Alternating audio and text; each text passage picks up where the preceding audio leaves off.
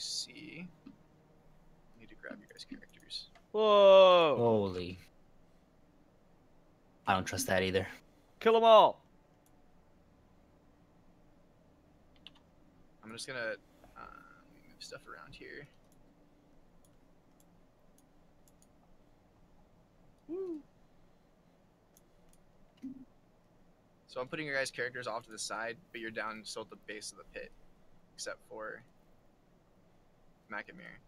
So Macamere, you kind of get up, and it doesn't seem like these things have noticed you, just because of how loudly it is raining and there's thunder and what have you, as you kind of pop up from the edge here. And so imagine that basically this is essentially, you know, like the top of a well, where it's just kind of like an overhang. That's essentially what is going on here. Is it seems like you're at the base of some cliff, Yeah, exactly. And then ahead of you,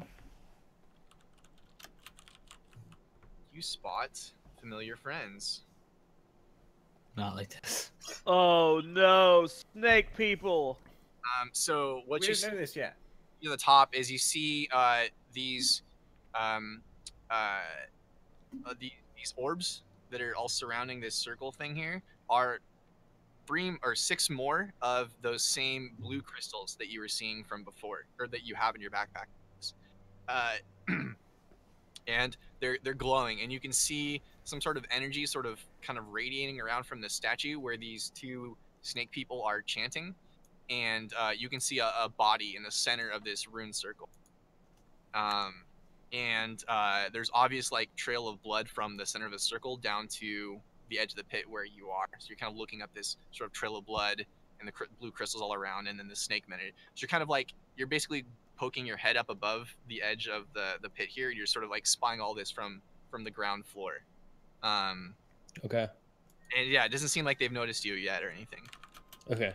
Can I secure the rope up here somehow? Like Yeah, so there'd be basically 4 stone pedestals. Okay. I will actually draw some. So there'd be 4 stone pedestals or stone pillars, basically holding up that roof to the thing that you're crawling out of right there. And Okay. you think you might be able to sneak behind and secure the rope around one of the stone pedestals. Okay. I'm going to try to secure the rope. Okay, make another stealth roll. You don't have to do disadvantage this time. All right, 16. So they don't seem to have noticed you. They seem really deep in their chanting as you go and secure the rope, and you tie it off tight, and you think it would support weight on the stone pillar. Okay. I'm gonna go back to the well opening, whatever, sacrificial pit, and signal my teammates to come up one at a time. I'm gonna shell up really quick. I'll be there in a minute. I'll be there last. Yeah, I climb up right behind Iro. So you hand signal to have them come up. Bill's in full shelter. he has to go AFK potty.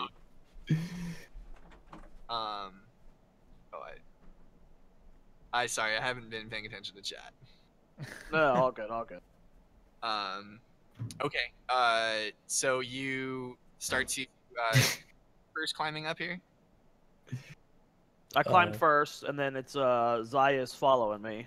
Yeah, I need you guys to all make athletics checks. Okay. You don't Okay. need to Alright. basically climb without poking yourself any of these spikes as you go up. 17's good. Yeah. Athletic skill. 22. Wow, there's come the good rolls. What? You want from oops, undo. So Macamere is back here where the rope is, and you guys are just spilling out basically on the backside. It's only the 2 snake people? That's all you see right now is 2. One of them is the very similar kind of the female that you saw before with the bow and the scimitars. This other one looks really, it's much more humanoid than the monstrosity you saw before, and it's got like a very upright, very strong fit. It's like a massive human, could be human of some type, but its head has been completely replaced by that of a snake, and it's got a hooded snake top, and it's got nasty fangs, and it looks really odd. And it's of amalgamation of snake and human. I need what? One more? No, we're good. Just Bill. We're missing Bill. That's fine. So just for the stream's benefit, the rolls we had, Zaius rolled a 17, Dyro rolled a 22, and Ria rolled a 2. A 2, and not the best. The best. So Ria, you're I guess you're behind. So you are climbing up, and it's really slick. There's rain kind of coming in. There's blood. It's a little weird. And so you prick yourself on, basically stumble a bit, and you catch yourself on one of these spikes, and you take 2 points of damage from the spikes as you are kind of climbing your way up. Bill, we need an athletics roll from you as well to climb up this spike pit on the rope. So it'd be an athletics skill roll. You get an 18. You're fine. So... The moment he's up here, I'm going to cast Vicious Mockery on the one that looks more human. Okay. Go ahead and place yourselves. Well, you guys can move yourselves around if you want, but basically somewhat around that area that you're at. Not anywhere forward because there's a whole. Well, I guess you could start running forward. Okay. I'm doing it with no preparation. Saying I'm just like running up and casting the spell. Wait. But before we do all this, I've decided to be a bit theatrical, feeling really good. So I'm gonna stand on this spot, and Bill, can you move out the way, please? You can stand on his shell. There we go. So I'm gonna do some theatrics, and all around this arena, I'm going to like basically make all the trees and like grass and it's all gonna blow up like around a small vortex, and then like down. And you know the enemies, they're gonna be like spooked. They'll be like, "Whoa, what's going on?" So Riot, you're basically using your druid craft to kind of a lot of the things move in the area and sort of manipulate this current storm that's happening. And then Dyro yells out this. Basically, he makes fun of these guys with a magical tone. He does such a harsh joke or such a harsh mockery, makes fun of them so hard that it actually has psychic damage to these people's core. And at this point, it's actually enhanced because like the winds are blowing all around as he releases this this like carrying magical tones. And so we're gonna roll initiative now as you guys get the jump on them, but we're gonna go into initiative. So I need to clear the previous. Nope, we're good. Cool. Oh, they also take disadvantage too. Cool. Yeah, so I think I rolled an 18, but it won't input again. Sorry, what? It looks like you have to have your character selected before you click initiative for it to send it to the turn tracker. Wait. Okay, but I rolled an 18, so I don't want to click it again. Why are there 2 Dyros? There should only be the one. I think it has the ones from the previous turns, so I'm gonna delete the ones. I only see. What did you actually say to them, Dyro? Oh, I shouted at the one that I did the damage to, the human-looking one. Wow, somehow you found the one woman in life that's uglier than you. Congratulations, man. Wow, dude. Straight to the heart. Oh, that's right. I think I can just drag. And then he took 3 points of psychic damage. Jeez, man. Poor guy. I see. I have to select my token before I roll. Now I've learned. Okay, yeah, I can just add you. It's fine. I'm not sure why. Turtles have the worst initiative. You have like a 8 dex, right? A low dex. Yeah. That happens. It's part of the thing. Macamir got a 16. Riot got an 18. Sorry, this is 19. The wrong one, I think. This person got a 20. This person.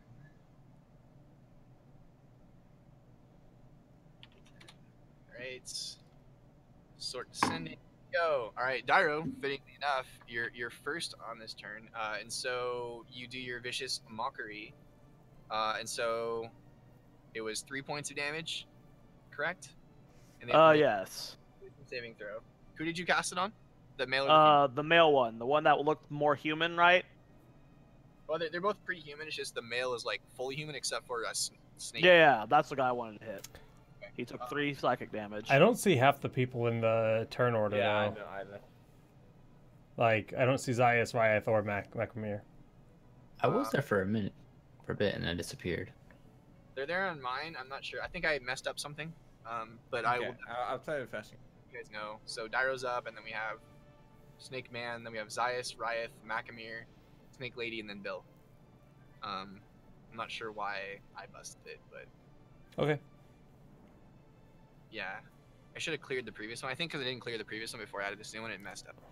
Because I think probably I carry over. Anyway. Okay. So Dairo, they failed their save. He takes 3 points of wisdom damage, mockery damage, and he has disadvantage on his next attack roll he makes before the end of the turn. So he is flat-footed this round because you guys surprised them. So they are not going to act this round. They were so surprised. They were so deeply engrossed in their ritual that you guys surprised them completely somehow. But Zayas, it is now you're up, and Ryeth will be after. Okay, I'm going to turn to Zayas and with a wink say, "Good luck, my friend. You can do this." And I'm going to use a bonus action and inspire him. So Okay. you now have an inspiration dice, Marche. Thanks for bleeding me. I do. I immediately try to do an intimidation roll and try to scare them. Wait, still my turn, dog. Still my turn, dog. Oh. That's just bonus action. Go ahead. But your action was vicious mockery. Yeah. No, I did that before the fight started. That's like that. This is all the surprise round, right? So you guys all surprised them, and so you're all getting 1 round of action. We have a surprise round? Oh. You basically kicked off the surprise round with your vicious mockery, and that's what started this whole thing. So you and all of your teammates are gonna get a ambush attack. Yeah. Yeah, you basically ambush them. Yeah. Okay, well if I've already used my main attack, I'm just gonna run up to them and get in their face. Okay. So then you do your bonus action, you did your vicious mockery, and then you run up there. Yeah, I got my rapier and my shield out. All right, and then now Zayas is up. So what can I actually do with an intimidation roll? Like, what can I accomplish with that? So you have to intimidate him, and basically it would be your action. It's tough to do just in 1 round, but like essentially you could if you roll high enough, it's pretty hard. But if you roll high enough, you might shake them such that they're gonna get disadvantage on attack rolls because they're actually scared. If they were low enough in health, then maybe they might agree to surrender were they like weakened enough. But you think that you're not intimidating them enough for that. Okay, then in that case, I just use Scorching Ray on the lady. Yeah, boy. Roll to hit. Roll your Scorching Ray to hit. That is a 10 to hit. You have inspiration. Inspiration on that roll, which would be an extra d6 because you think you might miss. So we'll roll an extra d6 and add it to your 10. Wait, do I just click on Scorching Ray again? No, just type /roll 1d6. Yeah, or you can click the little roll the die on the left toolbar thing to pop up the roller thing as well. Just click on all the dice there. Oh, And then I you have can not seen. 6. Got it. So an extra 2. So you got a 12 total. 10 plus your 2, which is enough. So you think that Dairo's inspired you enough to zap this thing with fire. Oh yeah, I can do sorts of things with that. Step aside, Dairo. You're in the line of sight. Thank you for inspiring me. Oh my god. Across, and it does hit it. So now roll your damage, which I think it has not rolled damage yet, right? No. Roll. It's 6 damage. Wait, how do I roll for damage? I think just roll on the die roller we popped up. Just roll 2d6. I'll roll 2. 6 and add another. And you can just, by the way, you can just do the drop down to do like 2d6 and the drop down thing below to like combine it all together. And then it actually whatever your rolls were at the bottom, so you could just start to re-roll stuff if you use this common rolls over and over again. But you do 10 fire damage to the woman snake. We'll call her a pure blood just for my sanity, because that's what she is. And so this fire comes screaming or like bullet blazing over Dairo. You like the hairs on your ears, Dairo, your little halfling ears kind of get singed a bit as this fire goes right over your shoulder and blasts into this this snake woman that's definitely noticing you. Next is Ryeth. So, you know, I've got the storm and the leaves and stuff like that. So that all suddenly stops, and then out of nowhere, this huge moonbeam comes down from the sky onto the middle of both of them. Okay. So draw that here. So we have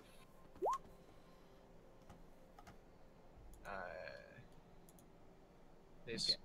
It wasn't moon beam basically enveloping these 4 squares from above, and like so this whole lightning storm everywhere, right? But then there's this giant spotlight from the heavens kind of shining down and just starts to singe away at these creatures' skin. So they need to each make a Constitution save. The male makes it and the female make it. So they both make it, so they only take 3 damage. And if they're a shape changer, they would revert. They actually are, but they're not currently shape changing. So you burn them both. They make the saves, only take half damage, but they sizzle on their skin. They'll continue to take that damage, assuming you hold concentration on this spell. Mm-hmm.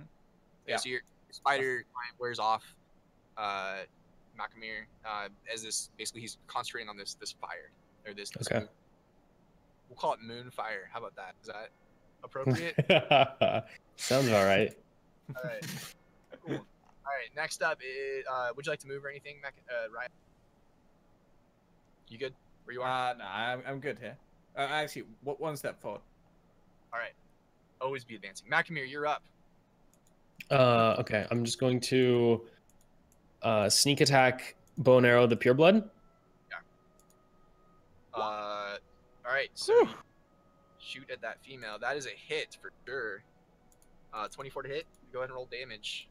Okay. You get sneak attack. They have not acted yet. Then they haven't acted anyway. So Macamir, like a lightning strikes right at the same time as you shoot your arrow, and you feel like you're Thor as you launch this arrow. It hits this snake woman and just blasts her. She's got the moon descending on her. She's got fire shooting at her. And now she's got these arrows coming, which are the true threat apparently. Fire did a good amount of damage too. Next is the bottom of the round. Bill, it is your turn. Bill. All right, so I need some guidance. How do I equip a shield? You should already have it equipped, I think. It's in my inventory, but what's your AC right now? My AC is 19. Yeah, I'm pretty sure you have a shield equipped. It boosts your AC by 2. Okay. And so I think your turtle shell gives you 17, and then the shield gives you an additional 10. Okay, I thought this was my equipment, but I guess I'm wrong. Turtle shell gets from the 17. That's like your section of your attacks there. Gotcha. Okay, my misunderstanding. Well, I am going to move up forward, and I am going to cast Fighting Style Protection on my good buddy here, Dyro. DBP. So actually the way that works is that's a reaction. So what that means is you can just position yourself so that you can use it, and then if any of your allies within 1 square of you get hit, when that hit happens, so like if one of these snake people were to hit Dyro, then you could do your fighting style to impose.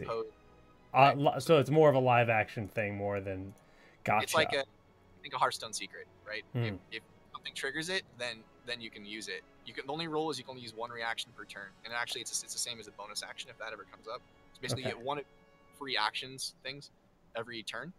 But point being is that you can still do whatever else you want to do this turn and that is something you would do on an enemy's turn if they hit an ally. Well, then I will use my battle axe.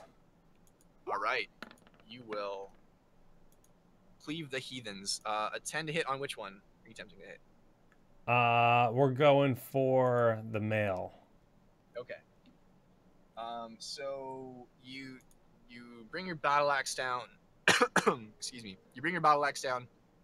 And it seems he sort of nimbly jumps to the side as your battle axe sort of cuts by, and you're just amazed because every time you've swung at a snake man before, it has died immediately. Incenses you. How dare this snake man not fall before? What is this?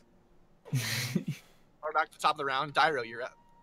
Awesome. I am going to cast a spell It is called Shatter. Shatter.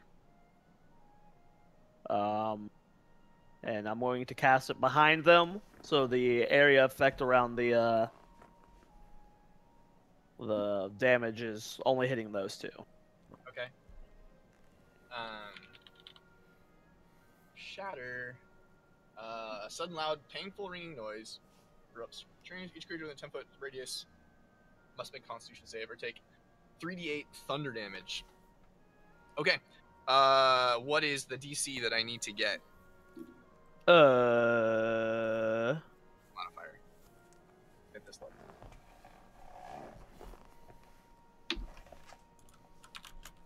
So what's your charisma modifier? +3? +3, yes. I'll need a 13. It'll be a 13 for all your saves, basically, forever. Okay. It should actually say in your spell sheet, I think at the top, it says like what your spell save is. You're right. It is 13. So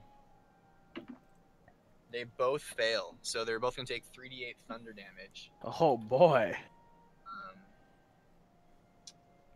Yep.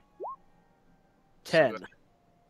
Okay, so basically you let off this giant sound, like that is so loud it actually cracks stone below them and actually like hits them and almost like breaks a couple of their bones as this loud cacophonous noise this pops right in front of them. And actually, like Dyro and Bill, your guys' ears are ringing a little bit, were it not for the thunder that you've kind of been used to having your ears ring for the last hours or whatever. But yeah, these things just take a massive wallop, and it looks like the female is just barely standing, while the male is actually in much better shape. So now this male, he is very angry. He has 2 scimitars, and he has his fangs, and he attempts to, let's see, I think he's gonna attempt to hit Dyro because he just cast a spell, and Bill missed him. So I also called his wife ugly as fuck. Oh, that's true. You did mock. Right? Yeah, he said that to the male. Yeah, that's the male.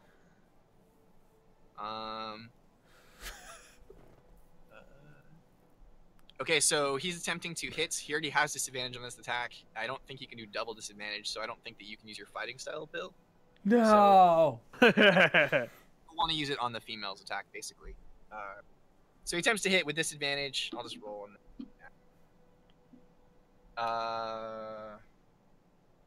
3. Man, I miss Zoya's face. Second roll. 17 to hit Dyro. I think that hits you. No, I have an 18. Ace. Dang. Okay, so the disadvantage from insulting his family, his cold-blooded family, is enough to cause his scimitar to just barely glance off of your armor. Then he attempts to bite you with his snake bite. So actually, this is one of the disadvantages. Oops. Yeah.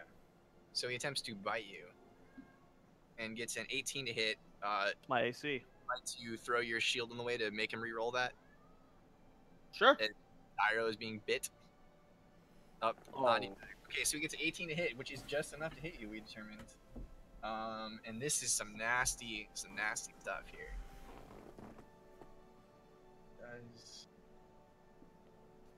This is it, boys. I'm dead. Rip the dream. Please don't die on us. So it does 7 points of physical damage. Oh, jeez. It seems like there's poison on his. There was a pause there. 9 points of, so you take a total of 16 points of damage as this thing just bites into you and just injects poison all into you. I crumple down to one knee. Are you still up? You're still conscious? I'm still conscious, but I'm hurt. Really hurting. Okay, so yeah, this thing just lights into you, and Bill tries to protect him with his shield, but it isn't enough as it doesn't like the fact that you insulted. Next is Zaius. It is your turn. In an attempt to demoralize the male humanoid reptilian and disrespect the female, I walk over and just attack with my dagger. Okay. So go ahead and make a melee attack roll. How do I do that? And it's 1/4D, 1d4. That's the damage. So first you roll to hit, which it should be. I think it's just gonna be like a -1. Yeah, I think so. If you next to your dagger entry, yeah. So you got a 6. That's not quite enough to hit the female. Though I wish you did hit, because that would have been excellent. But yeah, you go up and with your hubris, you go up and try to stab it, but you get really close to one of these crystals, and it really starts to unnerve you as you think you see like demon eyes. Miss. Next up is Ryeth. So I think you can just maintain. Is it? So it's concentration. So I think. Technically. What was that, sorry? Your moon fire. I think that I take damage. I think it stays there, yeah. When, or it starts its turn there. Yeah. So I think we're supposed to be doing it when the enemies start their turn, but I don't think it matters. He failed this one, so I take an extra. I take 2d10 damage. If you could roll 2d10 damage for me. Wait, I just. Or you can click the spell again. Either way.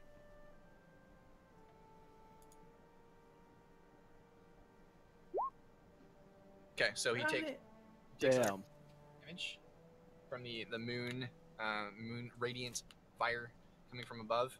But now it's your turn. So. Okay, so I can move here, right? Yeah. Okay, and then I can cast Cure Wounds. You can indeed. Casting at level 1 onto Dario. My man. So Ryeth reaches his hand out, and holy energy comes down, and you get healed for 10. Wild energy, you know, druid. Oh, sorry, yeah. Green. Damn. Oh, sorry, positive energy. I think is. Yeah, there you go. Exactly. Do I have anything else I can do now, or is that it? It would just be a bonus action, which I don't know if you have any of those. Don't think so. So okay, turn end. That's Tyro, what's your health at? I'm back up to 17 now. Out of 24, something like that. Yeah, it looks like he's about 80% or so. Macamir, you're up. All right, I'm going to just attempt to shoot an arrow at the female who's very injured. Okay, go ahead and make an attack roll.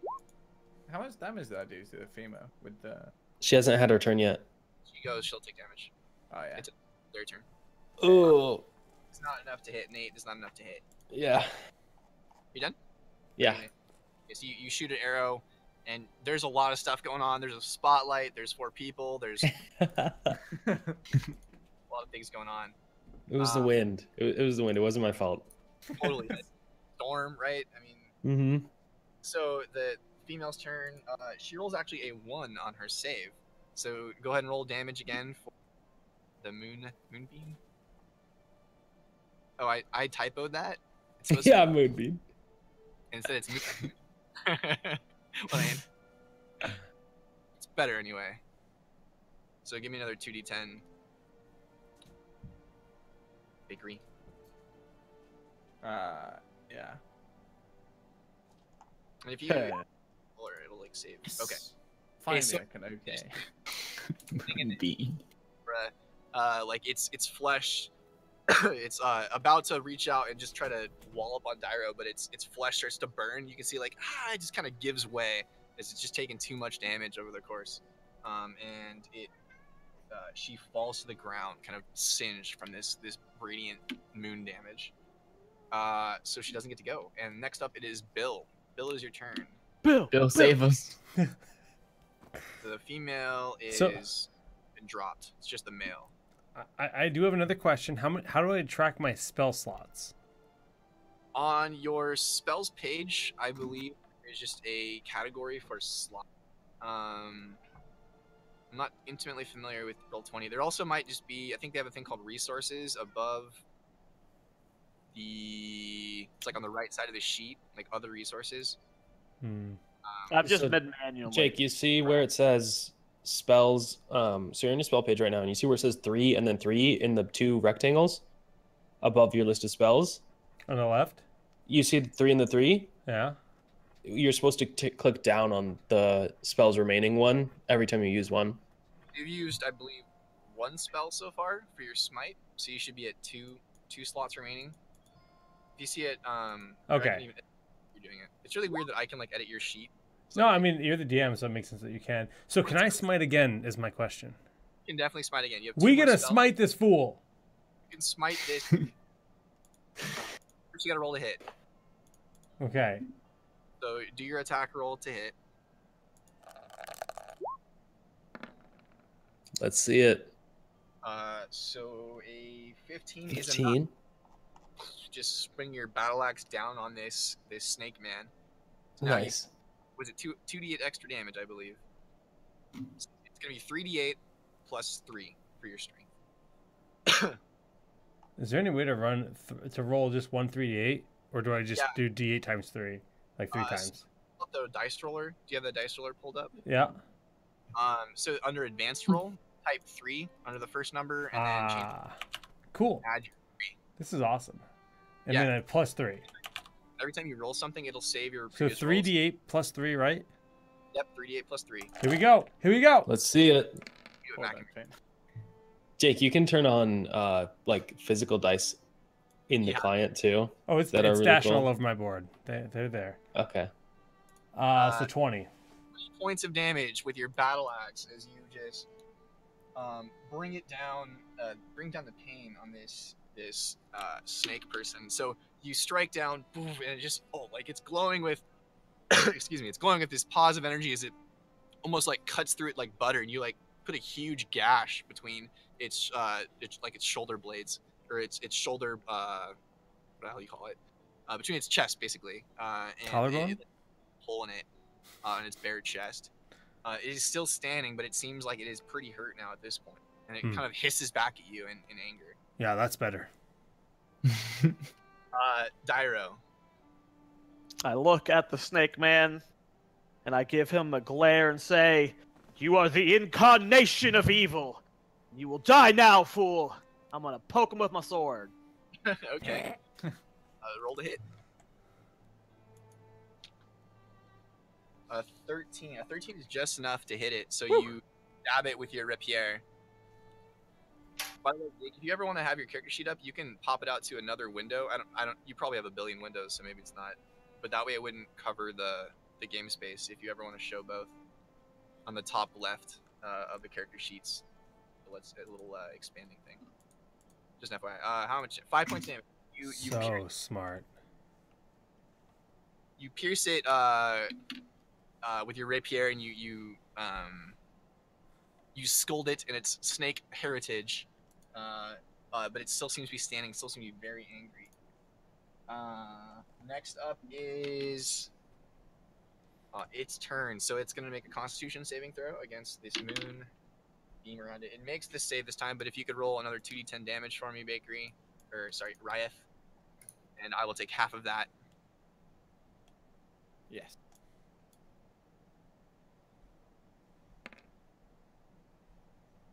Nice. 6 points of damage from the moon, this moon aura from above, as it just like continues to singe against its flesh. Then it's going to move right over here to move out of the aura, kind of sidling around one of these crystals as it does, and attempts to strike down on Bill here as it dared to use its holy magic against. Whoa, sorry, let me roll in. It's a d20.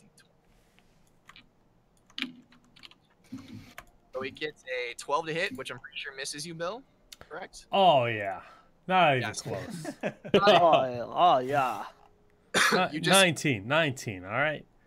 So it took a sidestep around you, and you didn't even bother to turn to it, as it just clanged against the back of your turtle shell, as it just does nothing, and its scimitar like is thwarted aside.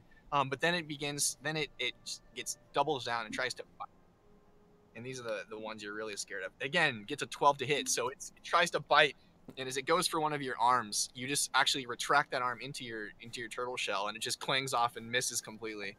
I fear no evil. Magic, man.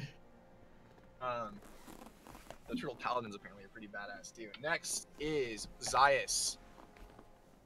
Don't suck this time. Scared of sucking this time, I confidently cast Scorch Ray on it. Okay, go ahead and make an attack. That's a 15 to hit. That will hit. Yeah, Marche! He did it. 2d6. 2d6, is that right? Is it dead yet? Oh, you can just click. Oh, look at that. If you click the word Scorching Ray, it actually rolls. Oh, nice. Oh, I don't know what the hell that is. That's what happened when I clicked Scorching Ray. I was excited. If you click someone else's spell, it doesn't work. Okay, It has so to be the GM or you, probably. I have control of the sheet. Zias, click the word Scorching Ray on your sheet, and it'll roll the damage for you. There you go. Yeah, because you don't have access to them. So you do 11 points of damage to it. And so, Zias, you let loose another one of your beams of fire that just kind of singes across and shoots across this scar, shoots through the moonlight over Bill's shoulder and just blasts a hole. And you see it just pierce through the center of the chest of this snake man.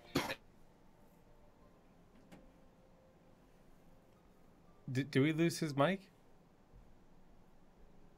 Did I lose all your mics? I can't hear anyone.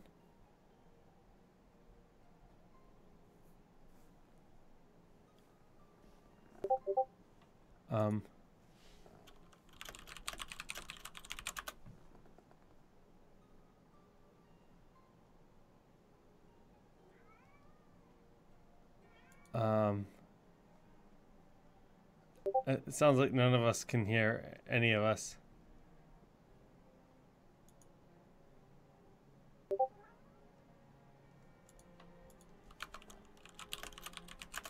Oh no, he's just talking and talking. Can you guys hear me on Skype?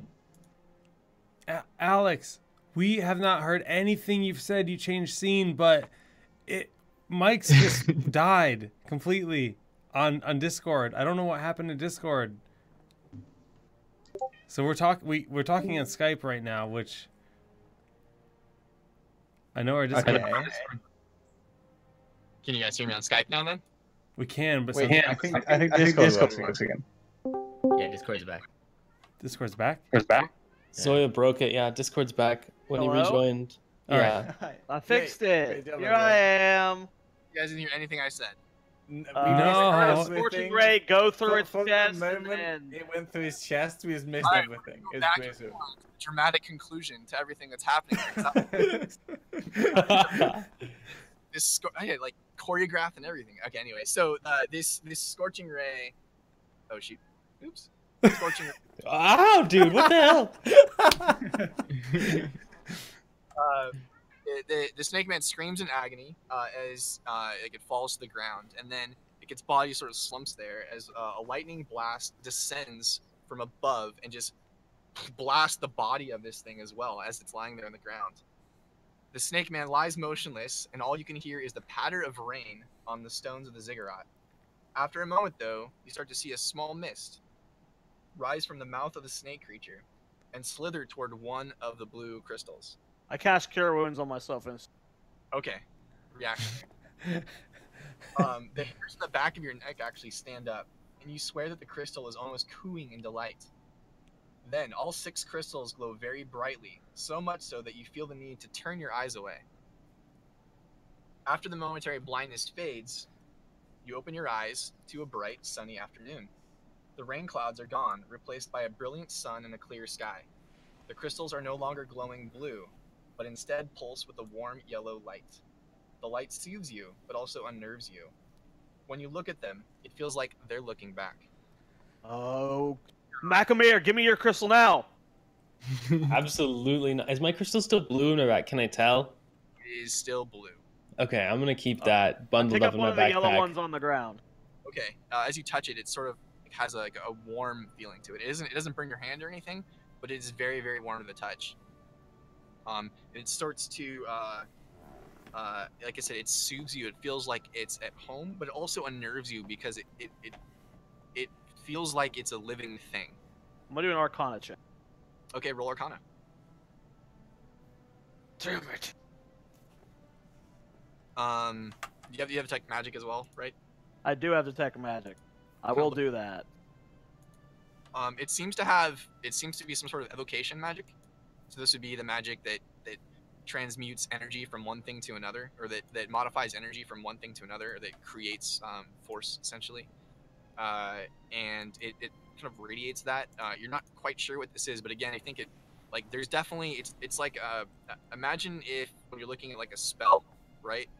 The energy, the energy of the spell is sort of like wrapped around within this sort of crystal, kind of like a battery essentially. So it's like a fancy battery. But it's like a spell battery of some type. Yeah.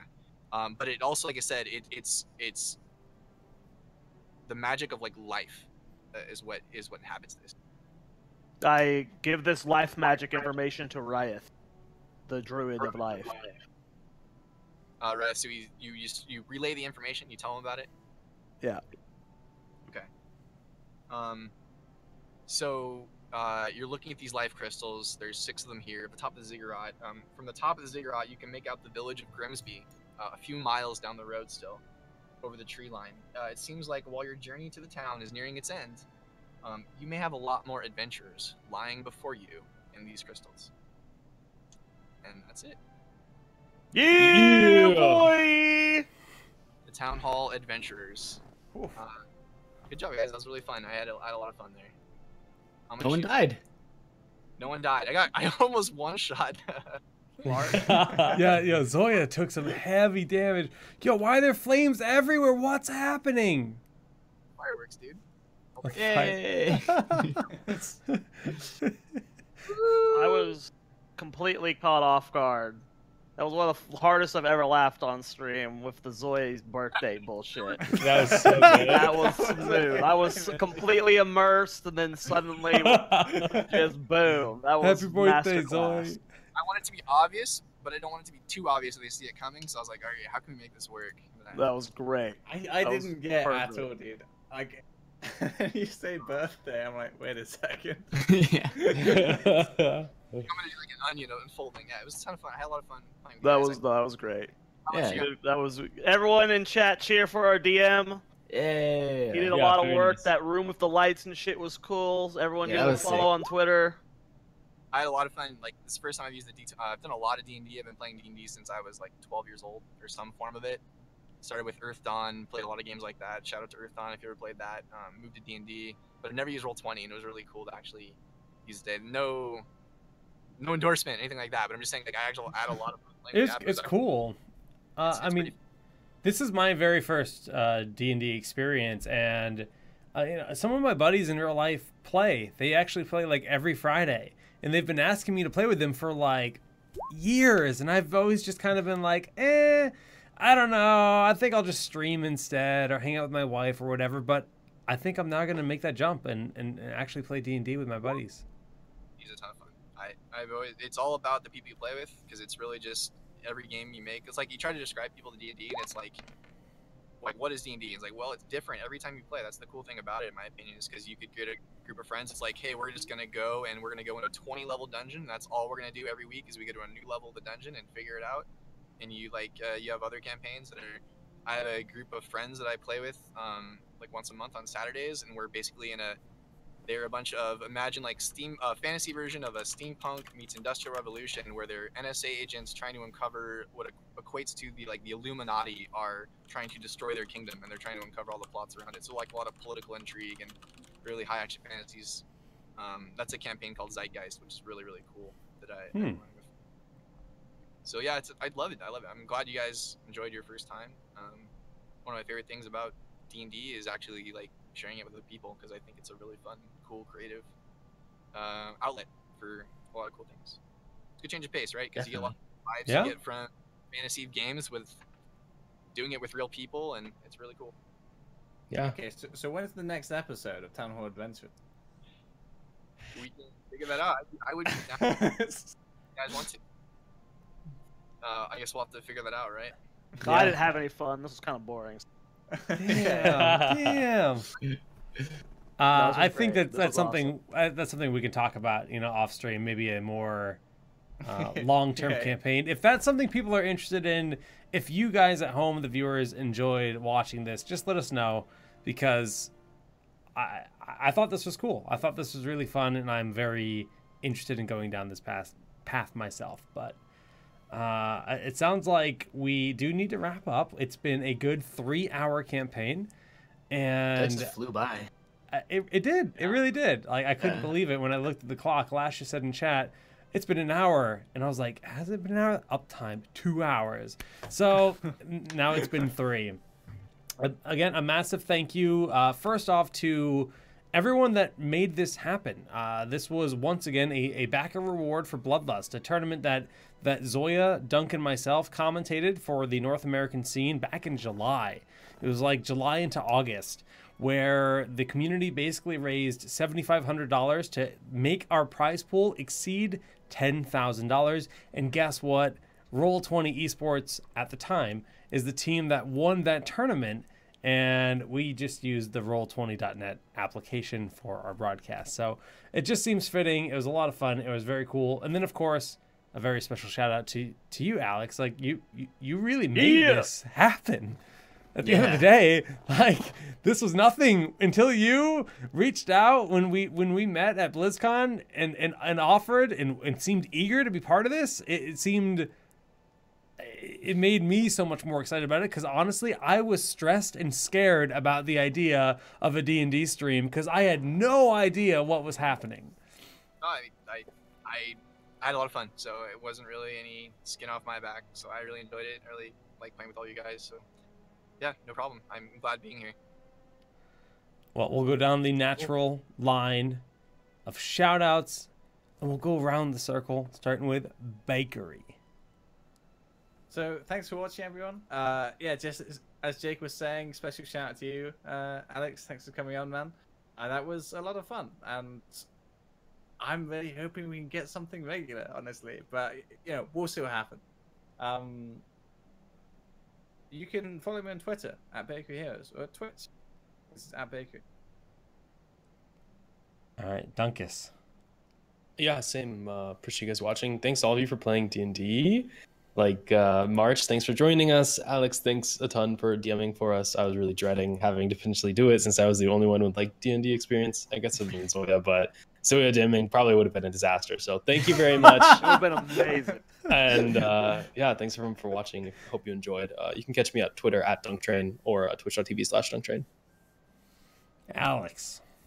Yeah, shout out to all you guys for having me on. I had a lot of fun. It was fun to be with you guys. I think one of the most important parts of playing D&D is I have a group of people that you like to play with, and like I have barely met most of you, but I kind of like we sort of worked through it, and I had a really fun time, and it worked out really great. So thanks for everybody for making it work well. I guess just shout out to kind of Heroes community in general. I've been a fan of Town Hall since Alpha, since the first Town Hall episode, since it was the only podcast or I guess whatever you want to call it, streaming show, or at least one of the first big ones. And so I've just always been a fan. Glad I could actually be on it, which is kind of weird, but it's cool. We'll have to get you on a normal Town Hall one of these days. Yeah, totally. It'd be fun. But thanks for having me. My pleasure, man. Marchuzio. Yeah, and just echoing what Jake said, like, thank you again, Alex, for like holding my little noob hand. My first D&D experience, it was great. And thanks for having me on here, guys. And you guys, you can follow me at GG Marche on Twitter. It's a lot of fun. I hope he held your hand gently with that frostburn. I mean, dude, that was hilarious. That crystal. No, wait, whatever. Never mind. That's backpack. Find out later. Yeah. Maybe next time we'll know what's up with that crystal. Zoia. Here, man. I just want to echo what Alex said about D&D is a lot more fun depending on the people you play with, and you guys all. First time or not, you guys had a blast. You guys rolled with the punches. You guys were willing to do funny RP shit that didn't really matter.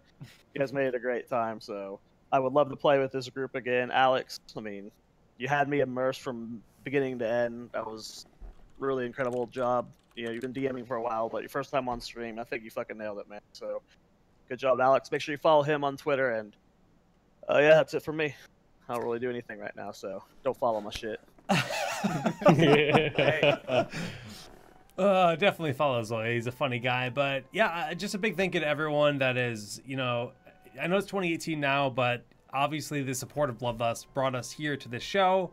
And having you guys on here on the show made it what it is. So thank you all for that. It was a lot of fun.